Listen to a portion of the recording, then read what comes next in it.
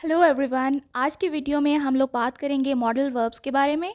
पहले हम इसकी डेफिनेशन देखेंगे और उसके बाद फिर हम इनकी एग्जांपल्स और उसके सेंटेंसेस का यूजेज भी देखेंगे। So let's see the definition. Modal verbs are the words used with main verbs to show abilities, permission, necessity and possibilities।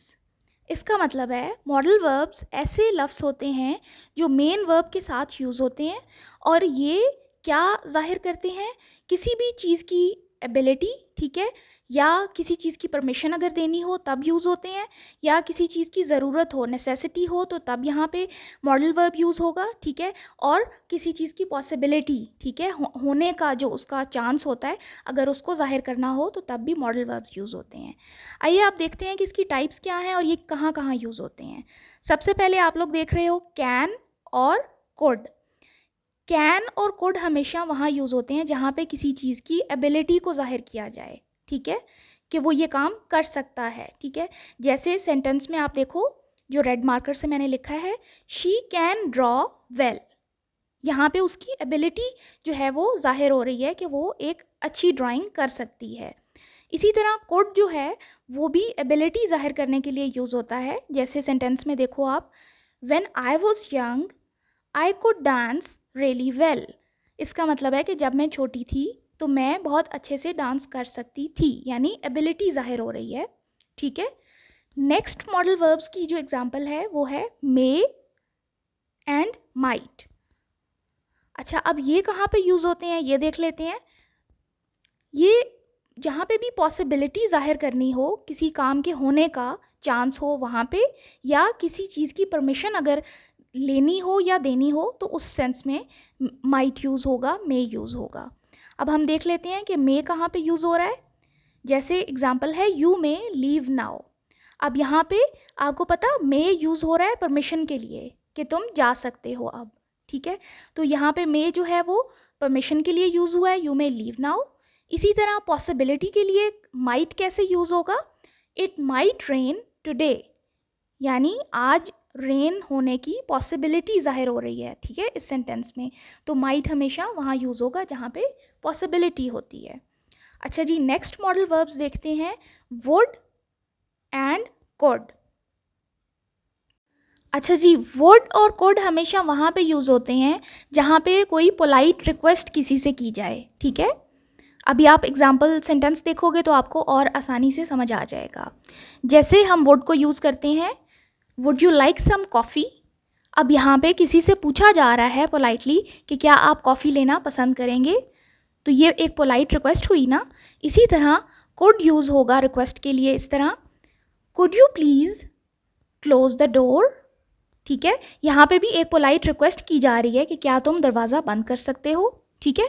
अच्छा, अब यहाँ पे ये जो कुड का वर्ड है ना, ये आगे भी आएगा और कुड बहुत सारी जगहों पे यूज़ होता है, तो ये मैं आपको मज़ीद एक्सप्लेन भी करूँगी। अभी हम देख लेते हैं विल और शैल कहाँ पे यूज़ होते हैं, ठीक है। विल और शैल हमेशा फ्यूचर इंटेंशंस के लिए यूज़ होते हैं। जो भी हम फ्यूचर के बारे में बात कर रहे हों, आने वाले वक्त के बारे में, तो उसमें हम विल यूज़ करते हैं और शैल यूज़ करते हैं। और शैल वहाँ पे भी यूज़ होता है जहाँ पे हमने कोई प्रेडिक्शंस करनी हो, ठीक है, वो भी फ्यूचर की ही होंगी, या फिर कोई बहुत ज़रूरी काम करना हो, ऑर्डर प्लेस करना हो या ऑर्डर देना हो किसी को, ठीक है। अच्छा जी, विल किस तरह से यूज़ होगा फ्यूचर के लिए, शी विल कम टुमारो। अच्छा, अब यहाँ पे कल की बात हो रही है, यानी आने वाले कल की, तो फ्यूचर के बारे में एक इंटेंशन शो की गई है कि वो कल आएगी। दूसरा शैल कैसे यूज़ होगा, we shall meet next week. यहाँ पे एक प्रेडिक्शन दी गई है कि हम अगले हफ्ते मिलेंगे, ठीक है। तो ये विल और शैल इस तरह से यूज़ होता है। और जो मैंने आपको शैल का बताया ना कि ऑर्डर देने के लिए, तो वो इसलिए यूज़ होता है जहाँ पे कोई काम करना ही करना हो। जैसे दे शैल विजिट देयर मदर, यानी उन्हें अपनी मदर को विज़िट करना चाहिए, ठीक है, यहाँ पे ऑर्डर है। अच्छा जी, आगे देख लेते हैं शुड एंड कुड। शुड हमेशा एडवाइस के लिए यूज़ होता है, ठीक है, जब किसी को एडवाइस देनी हो तो वहाँ पे शुड आएगा। और अब यहाँ पे ये कुड की बात मैं कर रही हूँ जो बहुत सी जगहों पे यूज़ होता है, जैसे पास्ट एबिलिटी अगर शो करनी हो तब भी यूज़ होगा कुड, फ्यूचर एबिलिटी अगर शो करनी हो कि फ्यूचर में ये हो सकता है तब भी, और अगर कोई सजेशन देना हो किसी को तो तब भी कुड यूज़ हो सकता है। अभी इन तीनों के मैं आपको एग्जाम्पल सेंटेंसेस बताती हूँ, आपको क्लियर हो जाएगा ये। अच्छा जी, सबसे पहले एडवाइस वाला देख लेते हैं कि शुड जो है वो एडवाइस के लिए कैसे यूज़ होता है। We should work hard for exams, यानी यहाँ पे खुद के लिए एक एडवाइस है कि हमें एग्ज़ाम्स के लिए मेहनत करनी चाहिए, ठीक है, वी शुड। अच्छा जी, इसी तरह दूसरी एडवाइस की तरह ही जो यूज़ हो रहा है वो सेंटेंस है she should visit the doctor, यानी उसे डॉक्टर को विजिट करना चाहिए, यहाँ पे भी उसको एडवाइस दी जा रही है, ठीक है। अच्छा, अब आते हैं कुड की तरफ। पास्ट एबिलिटी कैसे शो करता है ये, पहले हम वो सेंटेंस देखेंगे। अच्छा देखो यहाँ पे, I wish I could speak English fluently when I was young. इसका मतलब है कि अब ये व्हेन आई वॉज यंग यानी पास्ट की बात हो रही है कि जब मैं छोटी थी तो काश मैं इंग्लिश फ्लुएंटली बोल सकती, यानी पास्ट एबिलिटी इंडिकेट हो रही है, ठीक है, क्योंकि यंग की बारे में बात हो रही है तो दैट मीन्स कि ये पास्ट टेंस है, ठीक है। अच्छा जी, अब फ्यूचर एबिलिटी किस तरह से शो होती है कोड के साथ, यहाँ पे आप सेंटेंस देखो, हर parents are hopeful she could be winning the competition।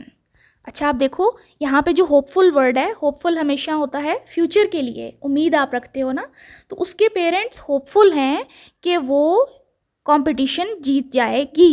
She could be winning the competition, यानी उसकी एबिलिटी जो है वो फ्यूचर की जाहिर कर रहा है ये सेंटेंस, ठीक है।